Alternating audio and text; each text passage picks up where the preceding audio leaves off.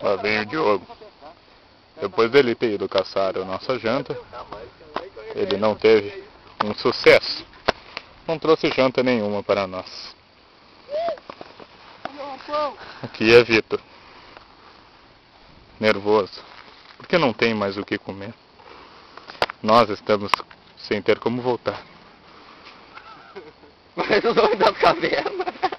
Ele foi buscar comida, não reclama. Segura. Vai, então como é que... Só assim. Vai dar pra lá, só pra lá.